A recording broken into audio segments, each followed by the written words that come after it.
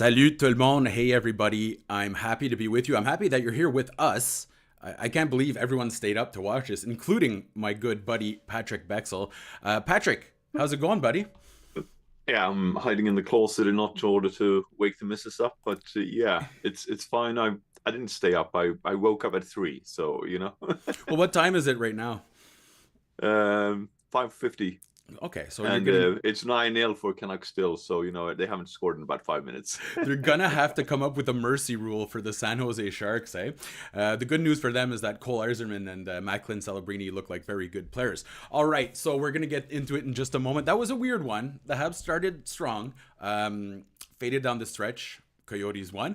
I am your host, Marc Dumont. I am here for the last time this week. I'm actually heading to Ontario. I'm going to go surprise my godson for his birthday this weekend. So Andrew's going to take over for a few days.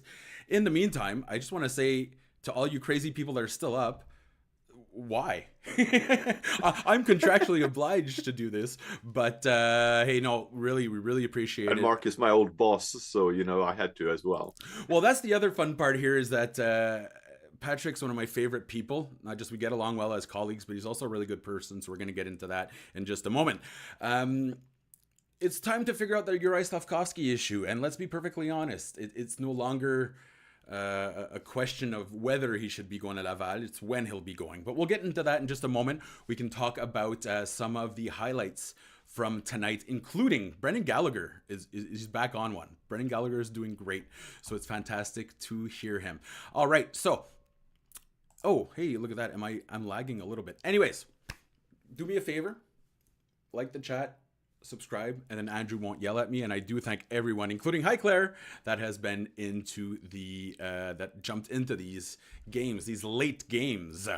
Like Trizak mentions, keep getting suckered into watching these late games. Hey, that's what we're here for. So Patrik, what's the first thing? First of all, actually, sorry, congratulations, you just got married. Yeah, thank you.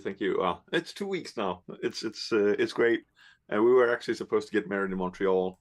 COVID happened, and then I realized how much paperwork it is for a foreigner to get married in Canada.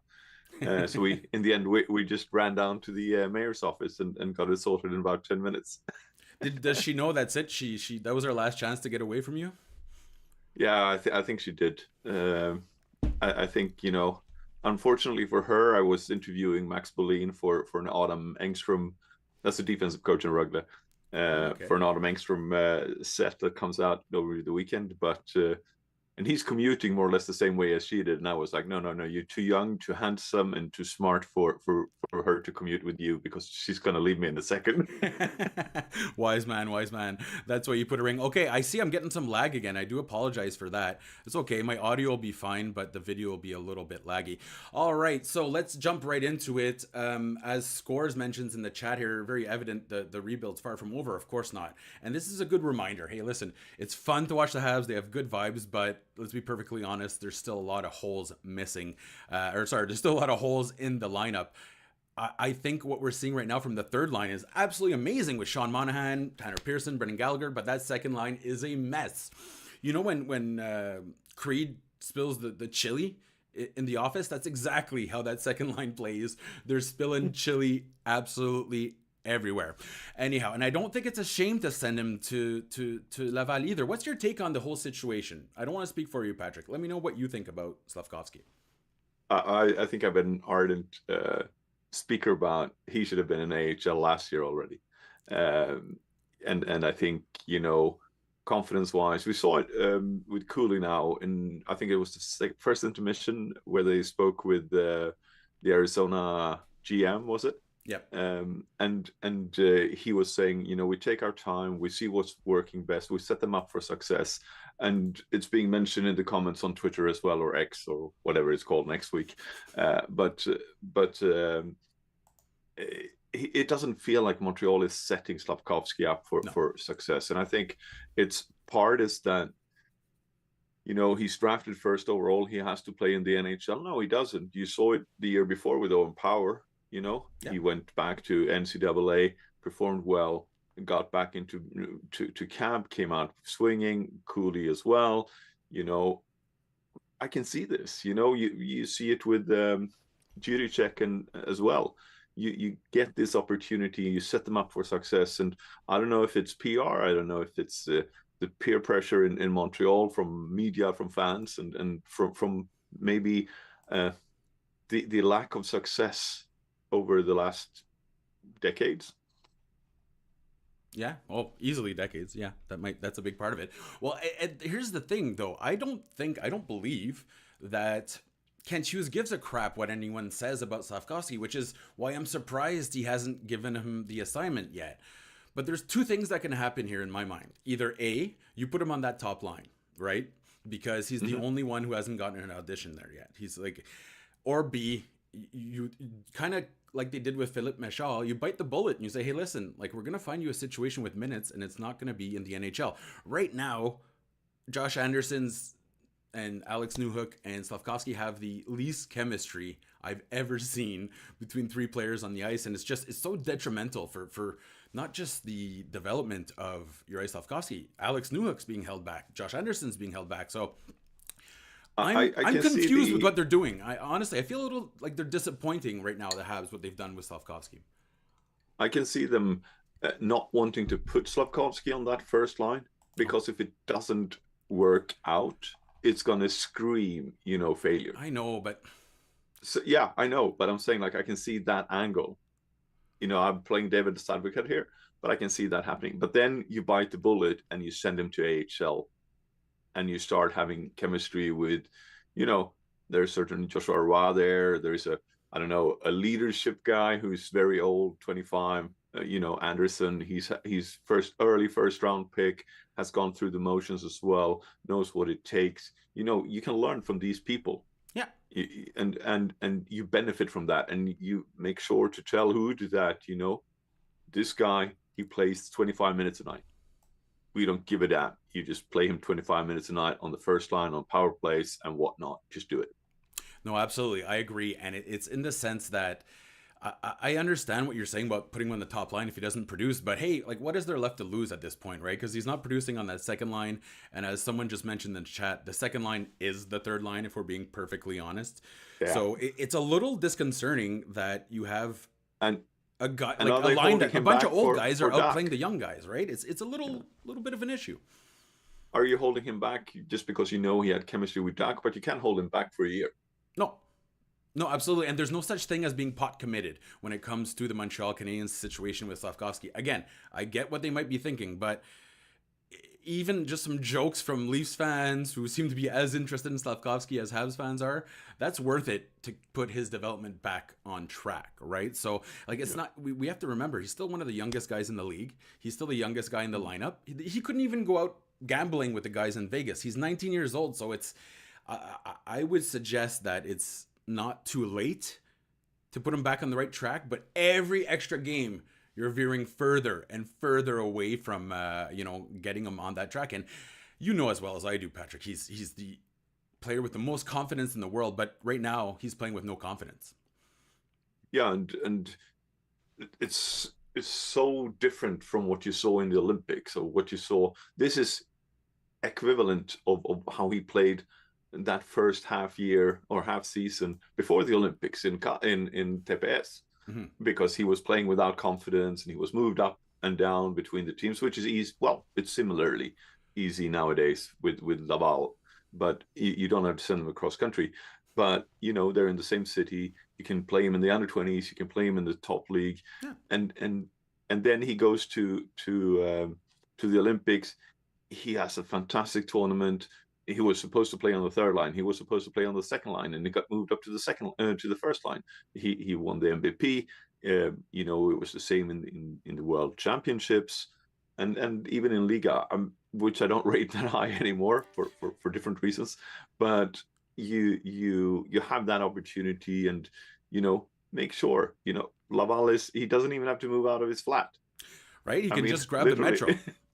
Yeah. Or he has a driving license, so he can probably drive over there. Well, I just feel like right now. Well, you don't drive in Montreal, that's true. No, I don't drive. I take the metro everywhere. I have a $1 million train that brings me everywhere. Costs about $325 to go. I would say the biggest issue right now is that it feels like you're just forcing the situation, right? And I understand why Martin St. Louis doesn't want to necessarily put him on that top line. It's not, I don't think it's that he's afraid he'll fail. It's that St. Louis doesn't trust him in important times, right? So if you put him on that top line and you're going to pull him off anytime it's a crucial gameplay situation, there's no point in him being there, right? So I feel like Martin St. Louis kind of got forced into a situation where he probably shouldn't be. And I don't think we can even say Slavkovsky deserves more ice time. That's the other part. But all this to say, the Canadiens have such a long history of rushing players to the NHL. It's never too late to slow it down. It's never too late to slow it down. And that's why you get paid the big bucks as a GM, you know? You'd make the tough decisions. Well, yeah, no, you exactly. Take it out of the coach. You take it out of the coach's hand. You say, "This is what I'm going to do. This is what's best for the club long term." Yeah, absolutely. Now, some people have mentioned the possibility of sending Slavkovsky to Europe. He could go back to the Slovakian league, but tell me why there's very little odds he'd end up with a team in Sweden or Finland or Switzerland. It's too late for that, right? I think Switzerland is probably one there where he could go close to home. They have changed their import rules. Oh, they did? They got 4 import. Yeah, they got 6 import players rather than 4 nowadays. Oh. So that creates a little bit more space. You know, they're not to drag this into politics, but you know, KHL and players leaving opened up for Swiss clubs to make that push to increase the foreign players. It's really interesting, and I could see him go there. There would be teams that you know. PR wise, it would make sense for them to just take him on no matter what. Yeah. They pay him, obviously. The problem is there is no NHL rinks in Switzerland. Everyone is Olympic sized. So that would be, you know, one of the things you don't want to. Finland is hybridized. The Finnish league is ranked below Nationalliga nowadays. So, you know, I wouldn't send him there. And the Swedish league, no. SHL, I think most teams are set. Yeah. Or there are a couple of, and there is always fluctuation in Switzerland, but there are rarely fluctuations in SHL in that regard when you bring in such a high stake player and you don't know how it works. And you've seen a lot of, and this is the other thing, you've seen players coming from Liga into SHL and they haven't performed to that level that you sort of expect them to. One of them is obviously Adam Engstrom's partner, or 2 of them are. But you know, you see this and you think you don't want to become Slavkovsky to become there, and it would probably be it would be good for him to go to league to Nationalliga, I think. But I think it would be better for him to go to the AHL. Yeah, well, it's because it's gotten to the point. I'm reading some of the comments in the chat here.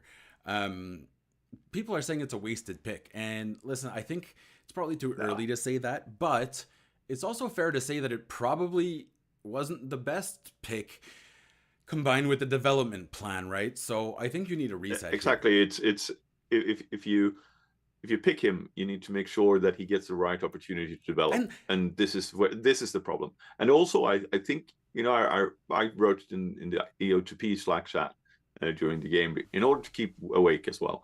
But I wrote it like, because the commentary was like, oh, I think it was Anderson coming down the right wing at the end, and he put it in for Slavkovsky. Yeah, he put it in a meter behind. You mean Anderson's soft hands? Yeah, and that's not on Slavkovsky, you know? And then the other way, a minute later, I think it was, same kind of pass. Oh, it went behind Caulfield or Suzuki or whoever it was. And I was like, there you had an explanation. So it's also the commentary, and it's also okay to bash a little bit on Slavkovsky right now and bash. Yeah. That doesn't help, you know? No, and it doesn't help the causal fans or even hardcore fans that doesn't pick up on it. No, absolutely not. And it's, to me, the crazy part is that I feel like Kent Hughes and Jeff Gordon said all the right stuff when they drafted him, and then they just they're like, this is going to be long-term project, you know, it's going to take time, and then boom, right away, you know, out of the frying pan into the fire. Okay, let's talk about something instead that's a little more fun. And again, look, we have 60 people in the chat. Thank you so much for being with us. It's 1 a.m. over here. It's about 6 a.m. where Patrik is. So we really do appreciate all you spending your time here, especially after that kind of a stinker of a game. But there was some good. What's going on with Sean Monahan, buddy? Sean Monahan might be becoming the next Kirby Dach, if that doesn't sound too crazy. Well, he would be the father of Kirby Dach, right? He'd be, yeah. But he's doing essentially, he's fulfilling the same role as Kirby Dach. No, definitely. And as someone mentioned in the chat, that third line is the second line. Let's be honest. Yeah, because the second line isn't clicking, and you don't move it around, and all that. It would be interesting to. You don't want to break up a line that works, especially not when one line doesn't work. No. But it would be interesting to see how Monahan could play with Slavkovsky, maybe, put in with Gallagher, Monahan, and see what happens there. In order give him that, presence of, Anderson doesn't have the best confidence right now either.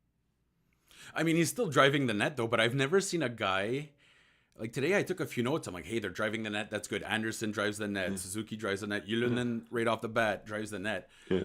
Anderson's the only guy that's had 12 high danger chances without taking a shot this year. Like, I don't know what's going on, but he can't seem to get that final. And then Newhook, put him up with Gallagher and or with Suzuki and Caulfield, sure, and just don't let him play center. And I think you nailed it on you hit the nail on the head there. Everyone's saying it's Anderson's fault on that second line. I will say it's because Alex Newhook's in over his head in terms of being a centerman. It's a Drouin experiment to do again. Yeah. He doesn't create time and space for his teammates, right? So, and just style wise, I love how we went away from it, but we're right back on it. But that line, they're like the Three Stooges, right? One guy's going east-west, one guy's going north-south, just blindly, and you have kind of Slavkovsky in the middle spinning around. So it's not doing the Habs any favors, it's not doing Anderson any favors, it's not doing Newhook any favors, and obviously it's not doing Slavkovsky any favors. But right now, I say you stop treating Slavkovsky as a first overall and just treat him like any other prospect, right? Like you just hit the reset button. That's where they have to go. They sent Gooley down 1 year extra. Yeah. Talk about Mark Bergevin and Trevor Timmins. They did it, and that was a smart move to do. Yeah. Even if he was. Are you talking about Caulfield? No, Caden Gooley. They actually, I don't even remember them sending him down there. He went back to the OHL, didn't he? Oh, to the OHL. Oh, okay, I thought you meant like Laval. Yeah. Well, here, and that's the other part. Look, when we talk about guys, he was knocking on the door to get into that team. But just they were like no. PK Subban was. Yeah. At one point, they said, you know what, you're going to go back to the AHL. He went back to the AHL, had a great year, and then won the Norris Trophy a few years later, right? So there's just no valid argument to say that you want to keep him in the lineup, other than you're too proud to admit that there might have been a mistake. All right, so we have Kay here, we have Claire here, and we have Trizak here as well. Trizak mentions, and this is fun too, so Sean Monahan's been great, and I agree, Newhook on that top line would be fun as well. You have to give Slavkovsky a chance, in my opinion. But Trizak mentions here, Dvorak's coming back. Okay, so where does Dvorak slot into this? Do you just toss him in that second line, put Newhook on the first line, call it a day, or what? Yeah, because Raphael Harvey-Pinard went out with that knee injury today, right? Oh my god! And you know what? It looked terrible. It looked similar to Reinbacher's injury, which is an upper body injury. I can't comment more on that, just so you guys know. What, you said upper body? Yeah. Wait, but okay, because hold on. Let's go back to that. That's interesting because they just revised. Reinbacher at first said 1 to 2 weeks. Now it's 1 to 4 weeks. We're into week 3. So it's changing his injury. I cannot comment more on that because I only have one source. You tease, you dirty. No, but tease, it says upper body. If you read the Claughton statement, it says upper body injury. But I only have one source. Really? And I can't confirm it. So I'm not going to give it away, but it's an upper body injury that I've heard as well. Really? Okay, and because he fell awkwardly. It could have been his wrist. And either way, hey, listen, as long as it's not 2 months, Yeah. no complaints there. Rather precaution there. And I think they, messing up Slavkovsky, going back to that, I think that made it easier to send Reinbacher back to Switzerland. Yeah. So, yeah, absolutely. Habs fan 96 mentions, putting Slavkovsky on that top line would be great and all, but then you're kind of ruining other lines just to fit in a chance for Slavkovsky to emerge. So that's a really smart comment there. Are you going to throw off the chemistry for the rest of the team just to kind of like, there's a square there and they're jamming their circle into it, right? So yeah, I just don't, as Kay says here, I don't know why they can't just admit what they need to do. And it's shocking to me because Kent Hughes has no issues admitting when he's wrong. He's a straight shooter, no bullshit, but it seems like they're really, really not willing to take a step back and kind of see this is bad for not just Slavkovsky. It's not good for the morale of the team, right? Either. So some prospects. And obviously, it's not good for media exposure either, because no matter what you do anywhere else, everyone is going to be talking about this. I will tell you one thing. When I was lucky enough, I was working with the Habs at the time, and I spent a lot of time with Slavkovsky after the draft. And first of all, very important things. He taught me how to swear in Slovakian, do piče. And I also remember how to say ahoy, that's just hi in Slovakian. Yeah. Him and Philip Mechar were just all smiles, all happiness. And now you look at them and it's a little sad to see that it's kind of drained out of their, they're kind of really getting used to the reality. So you don't want to destroy their confidence either. We saw Mechar going back to Laval, or to the Kitchener Rangers. Great call. Let's talk about other guys that have not been in North America that you've had. There's one guy in particular, Patrik. I know very little about him. He was injured last year. Philip Eriksson. I look at his stat line. I'll admit, I'm doing the hockey DB thing. I'm like, 1 point. But I heard that there's some potential there. There's great potential there. I think he's underrated. He was underrated already from at the draft. Yeah. Let's start with that. He's been. I know the the scout for Vancouver Lakers, so I spoke to him when I was there watching. Is it your source on Reinbacher or what? No, he's not. And it's not Max Boleyn either. I can tell you that directly. So now, but Patrick Hall, kindly enough, gave me some insights and pointed out the fact that Eriksson is, he's a clever guy. He's working the stock market at the moment, and doing quite a bit of money on it. So hockey's just a side hustle, or yeah, a little bit. It's he has a plan B anyway. Let's call it that. Which is really smart, but it also speaks to the having an interest outside of hockey. Very important. Decompressing, and it's not like me or you going fly fishing, or something like that. He's doing something that takes a little bit more of a brain to work with, and he shows that on the ice as well. I think he could be a Kapanen kind of player. I don't think he will be a really that kind of scorer that we thought Kapanen would be, but more Vejdemo is another one of those defensive stalwart players coming out of Northern Europe. I can see that really going for him. The question is if he will be. He is shifted with Victor Stjernborg in between center and wing. Yeah. Start of the season, he will have a chance to get into the World Junior Championship team, which will be a huge thing for him. Right now, the only one I can see from North America coming in back is obviously a guy named Carlson. Yeah. Leo Carlson. I think Anaheim will probably let him go. It's a home World Juniors. So they are resting him every now and then. So should we temper our expectations though? Because some people told me he makes the team, I'm really happy with that. Okay. Okay. So it's not like, but I spoke to his coach or his national team coach, and he was like, I can use him anywhere, and I can use him on the power play. Yeah, plug and play. Yeah, I can use him on power play. I can use him on the box play. I can use him on 5-on-5. I can use him in defensive. Tough situations, etc. And I think that is, he's playing, what is the average? 11, 12 minutes a night in SHL. Yeah, I saw a few at 10 or something. Yeah. Yeah. So and players are coming back from injuries. I think he will go back to play under 20s a few games over the season. Okay. And I think he'll probably develop quite a bit.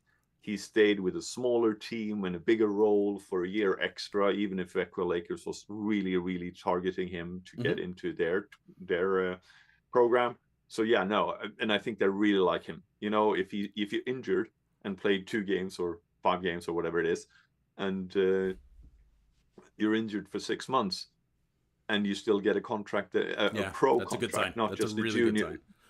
Yeah, not just a junior contract, but a pro contract. Yeah, exactly. That's always a good sign. And then he's a Swedish champion as well. He got the medal for playing 10 minutes in the playoffs.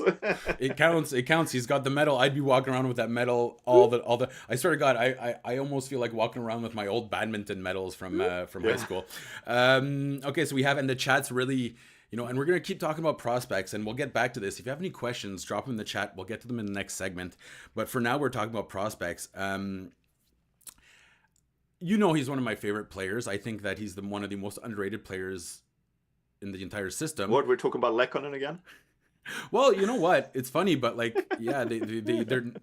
actually, no, they're very different in their approach to the game. But Adam Engstrom skates on velvety clouds that are filled with like silk and everything nice. But I'll admit, even though I'm pumping his tires, there's some issues that he has to work through. Obviously, decision making, defensive play. What would you say? Would you say he took any steps forward this year compared to last year? Yeah, for sure he has. I mean, and this is going to be one of the features in my article and the podcast that's going up on Catch it on habseyesontheprize.com. Yep. Yeah. But the problem for Rögle right now is that they have like 8 defenders, and 7 of them are offensive minded. And the defensive stalwart, and I hesitate to say this, is Davidson, that used to play for Habs, Wow, or played 13 games for Habs, So, I believe they got him in exchange for David Desharnais at the trade deadline. I was at Jared's house when they made that trade, if I remember correctly. Yeah. but yeah, incredible to think about it in that regard. But it's that is the problem, and they don't have that. And Adam Engstrom is actually, in my eyes, probably one of the better defensive defensemen on that lineup. He has taken great steps in regards to his defensive play. Mm-hmm. He's been used much on his correct side, on his left side. Finally, So I think that's also very important. I really, and I'm going to pump someone else's tires right now. Max Bolin is probably one of my favorite young coaches in Sweden and in Europe. Okay. Coming up, they're setting him up for a head coach job in Rögle down the line. I'm quite sure of that, unless another team snags him right off the bat. But it wouldn't surprise me in 10-15 years time that he would be one of the Swedish guys in NHL. Maybe not as a head coach, but definitely as an assistant coach. He's been with Detroit last year for development camp, and he was at development camp this year for Montreal. It's time that we start tapping the European markets, right? It's so crazy to me that in the NHL you keep recycling these same dudes that just got fired over and over, and there's so many qualified women, so many qualified, like just in our own backyard, and you can just look across the pond to see, the talented coaches that are there. There's one guy that I'll mention, and the KHL has dropped in terms of quality. It used to be the number 2 league in the world with a bullet, not even close now. But I have to say, Larionov's work as a coach for Torpedo has really impressed me. And the reason I say this is because Bogdan Konyushkov is getting 25 minutes a game, 28 minutes not a anymore. game. Oh no, did he bring it down? No. Yeah. There were some 24 big mistakes defensively. So he's on 21 right now. Okay. But yeah. But I mean, like, he's still running Silyayev at 22, and he's 17 years old. Like, to me, that's such a departure from the classic KHL coach. Yeah. I'm glad that Konyushkov is on his team. I think, and it's funny, I prepared this a little bit anyway, and I think you need to temper the expectations on Konyushkov. Oh, yeah. First and foremost. And this goes for everyone, because I see it on Twitter and I see it on comments, etc. He can't get out of his KHL deal. We all know that. So let's leave that. Just signed an out. Extension. Yeah. Second, he is the kind of Sandin Pellikka, Broberg, Norlinder guy. Okay. This is what he is. Okay. And we see how tough it's been for them to adapt to the NHL. To the lack of time and space. It's true. Yeah. Yeah. And it works, and even if Russia has hybrid ice and even NHL ice on some rinks, it's a different kind of game. I used to love the fact that Russia had that game. The Central European countries and Northern European countries had their kind of style, and the North Americans their kind of style, and then the women's game had a completely different style. And I used to love that, that it could be that diverse.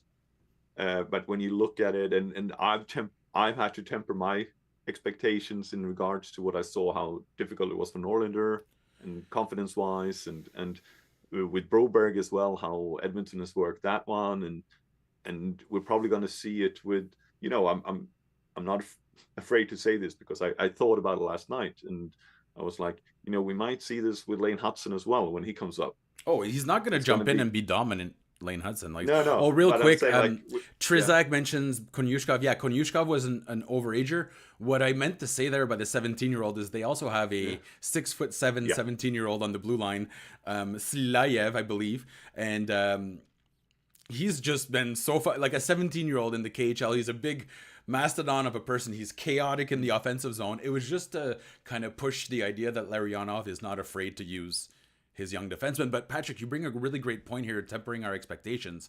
If one of Konyushkov or Engstrom lands, the Habs will be doing, or and we can go beyond that, Mayu, etc. That will be good news for the Montreal Canadiens. Even, if it ends up just being Jaden Struble, who has been the best defenseman in Laval recently. It's not Mayu, it's not Norlinder, it's not William Trudeau. I went on and on about how good Trudeau's been, and he's been terrible ever since. So, yeah, you're right. We do have to temper expectations, but it is nice to see. And I think you need to consider the kind of player these are. Oh, yeah. And, they're mostly chaotic. Yeah. I like chaos. Yeah, what we all do. We want the Habs to lose 7-6 this year, preferably in an overtime. But Trizak, you didn't. This is the important. Yeah. Real quick, Trizak, you didn't misunderstand me. I did my classic mumble. I started mumbling and I just kind of trailed off there. So don't worry about that. Claire mentions, what's the latest on Mishkov? He went to Sochi and he's doing great. I mean, I don't want to it's even worse now, especially that the Canadiens are kind of struggling to score. But let's be perfectly honest here. Kent Hughes and Jeff Gordon made a huge gamble by not going for a guy like Mishkov. And if Reinbacher doesn't pan out to be a top pairing guy and Mishkov ends up being elite, to me that is cause for firing them. You know what I mean? So I think though, again, Mishkov. I was high on Mishkov, and it's a funny story because when he did his international debut against Sweden in the Swedish tournament, he scored a lacrosse type of goal. Yeah, in his first game, and I was in the stands with Trevor Timmins, Christer Rockstrom, all the other scouts from Europe, and we were all going like, this is a guy that. But on the other hand, we say jokingly that Montreal is a team of Smurfs. How tall is Mishkov? Well, that's the thing. He's 5'6" or something. He's 5'9". Yeah. Everybody. I love to watch him. I'm not sure he's going to translate well into the NHL. Fair enough, but you know what, Patrik? That's what a lot of teams said about Cole Caulfield, and then they avoided drafting him, right? So it's like. And on the other hand, I know you're a football fan as well, Matt. I've been talking to Matt, Mark, and I remember I think it was Cruyff that said you need the right defender. Absolutely. Yeah, no, absolutely. Because he starts every attack. And if this is, I think, what they went and did with Reinbach. Yeah. They got the player that will start every attack on the first pairing. And you know what? I will say this. We haven't gotten a chance to see Reinbacher very often, but the difference of Cloten with him and without him in the lineup is staggering. Like his defensive pairing, it's a Kellerman, I believe. And when you take Reinbacher out, Kellerman's got to play 35 minutes, and it's just a mess. So I kind of like the idea of sending a player to Europe because right now, obviously, NL has gone up in terms of quality, and there's less ticky-tacky stuff. Like, there's less worrying about where your Slavkovsky is going to be. And the chat brought up a good point. He hasn't earned his spot on the top line. No. So it's a good thing. I think going back to Reinbacher, and Kellerman, I spoke with Kellerman, obviously, for the top 25 under 25. Oh, yeah. So that's an episode to listen to on the train today, Mark. I got to take the train in in about 4 hours. Yeah. Yeah, but also, I think that Reinbacher is on the verge of coming back because Rögle just got the Swedish defender that was in Cloton in return. Oh, okay. So and Cloton, but didn't Cloton sign also Nathan Beaulieu like last week or something? Yeah, yeah. Okay. But I think that's a bad sign for Reinbacher, no? Well, it's the Cloton Canadiens, as I joked on Twitter, but it's I think like it's a different kind of player. Yeah. Reinbacher is that they want to use him offensively as well, and that is what I forgot his name, and I should speak to him in about 2 days. So but the Swedish defender, and I think this is important Engström? Going forward. No, the Engström's new teammate. Oh. Fair enough. Okay, well, hey, listen, and we're gonna probably wrap this up fairly soon because again, you got to go to work. You got to make sure you don't want to. No, I'm off this week. Oh well, there you go. I got to go visit my godson in Smiths Falls, Ontario. I do thank everyone for joining us. If you can like the chat, we really appreciate it. There's one guy I want to talk about because you and I have both been kind of weary for saying that he's going to be a top end guy, and that's Oliver Kapanen. It's to me. I just don't see the offense. Like, I know defensively he's good, but how many good defensive guys can you bring in that can't score? You know what I mean? Like, to me, I'll be honest, he's a better skater. He's more agile, but he kind of fits the Jacob de la Rose mold where you're not going to get any offense from him, right? So he's had a surge lately. What's your call on Oliver Kapanen? Because I don't want to say it's like they still have, 2 years before they sign him? It's just... Yeah, and he's still so young. I mean, like his birthday is in July, or August, if I remember correctly. So am I panicking too much? Is that it? No, I think first and foremost, Kalpa is doing a Kalpa thing, so they're always mid to lower end of the table. Very rarely they're high. Yeah. So he doesn't get the free points. He reads the game well. He skates well. He's defensive stalwart.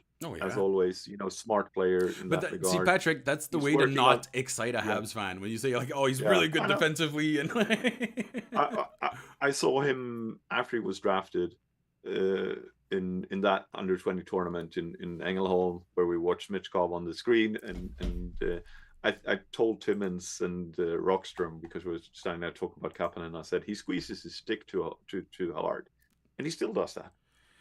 It's funny because he's a guy that I think has all the tools. It's just he just lacks. He has a great shot. Yeah, but he just lacks the offensive instincts. It's really weird. Yeah. It's really weird how he doesn't put it all together. And I don't want to bash him, but eventually you got to see some offense, right? Yeah, and I think he scores in batches, or a ketchup effect, as I think you like to call it. You squeeze and then nothing happens, and then suddenly everything comes out in one go. And he went 6 games without. Then he had 4 games where he was good. Now 3 games without. Yeah. And I think it's that thing that he lacks the confidence. It's not that he lacks the offensive drive, maybe, but it's that he's so dependent on the confidence that it doesn't come natural. And everyone knows that when you start thinking about how to drive your car, you're not going to drive it very well. No. If you start thinking about when to shift your gears on your bike, you're not going to shift at the correct time, and you're going to drop momentum. That's for us normal people. These are ice hockey players that play on a No, but you're right. As soon as they overthink, that's when things go wrong. And I mean, not to bring it back, but that's what's happening right now with a guy they call Slavkovsky. With some players. Yeah.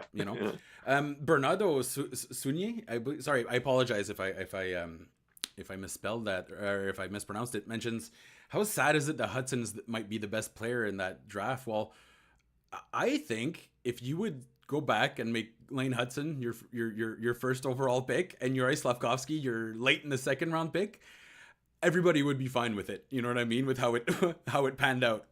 I know. And there's Owen Beck too. He wasn't bad either. I remember saying this at the draft. They picked Meshar in the first round in order to be able to control his destiny. Yeah. It was so clear they did that. And they were betting on 2 picks later that they could get Owen Beck at that point. Yeah. It was 2 or 3 picks. I don't know. I don't remember. Yeah, it was 26 to 33, I think. So yeah. Yeah, because Toronto was between them, and they were gonna maybe pick Beck, but they traded it for Patrick Marleau's contract or something like that. Yeah. Or Mrazek. And Yeah, and that is the reason they picked Machar, and I think it was smart. I know Rögle was in on Machar last year. I can tell that for sure now. I have it from three different sources. One of them being the Rögle's GM, so I think that's pretty safe. I know Brynäs was in, and Brynäs would have been a terrible team last year because they obviously were relegated from the SHL, but again, I had that from two different sources. But I think it was smart to maybe send him to the OHL. I know Scott McGilligan was very happy with his development there.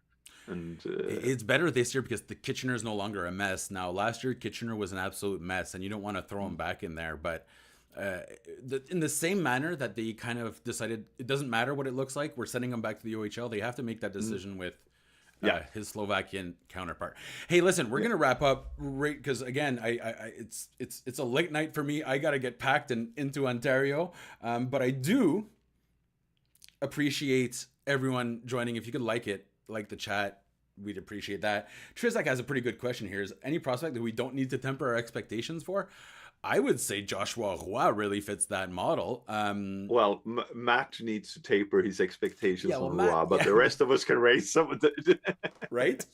But no, I mean you have guys like Joshua Roy, and Jacob Fowler has been off to a fantastic start to his NCAA career. When you watch Jacob Fowler like save pucks, he looks so boring, and that's a really good sign.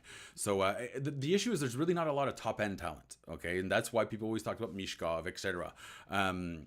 And I think that's why Jeff Gordon mentioned it at the draft, right? So I would say, and Lane Hudson, as Palm Strikes mentions, we don't have to temper the expectations, but what I would say is, as you mentioned earlier, it might not be the most seamless transition into the NHL. It's going to take the right partner, and it's going to take the right setting. But yeah, Lane Hudson, and make sure that he has the right to fail. Yeah, absolutely. And but the thing with Lane Hudson is that these are unheard of numbers, and when you watch him play, it's clear that he's still very raw. So when Adam Nicholas really gets to put his hands in that clay, I think he'll be able to make some nice pottery from that. Okay, I think we're gonna wrap it up right now because everyone's been very patient with us. It's almost 2 here. What time is it there? It's about 7 o'clock there. 6:30. Okay. Well, hopefully you didn't wake up your beautiful wife. But where can we find you, Patrik? Well, you find me. I'm like everyone else. I've started to dislocate from that X thingy. You should never keep your exes around. So you find me over at Eyes on the Prize mostly. And otherwise, I'm on Twitter at Seps_Habs. But always a good follow. How long I'll be there? That's another question. We'll see if you last as long as Slavkovsky lasted in Montreal. But no, hey, listen, I'm telling everyone that you can make sure that you go check out his Twitter account, because Patrik gives us the inside information that then I turn around and I pretend to be smart about, right? So it's listen, there is this old saying, like a good writer borrows, a great writer steals. There you go. Absolutely. Yeah. There That's you go. what we all do. I appreciate that. And again, thank you so much. Bye, Claire. Bye, Kay. I won't be here on Saturday. It will be Andrew Berkshire. So he's back from Alberta. I'm going to Ontario, but there will be someone in Quebec to greet you all on Saturday. So once again, thank you so much. Thank you, Patrik, one of my favorite people in the world. Thank you to everyone in the chat, and we will see. Can I get an early game next time? No, absolutely not. You're getting the 11 o'clock next time. We're going to push it. We're going to... It's funny because this year I'm watching a lot more Swiss League, and I'm realizing, man, I have no time to sleep now. Like, it's during the day, then the night, but hey, we can sleep when we're dead, right? On behalf of everyone at SDPN, we appreciate all of you. See you soon.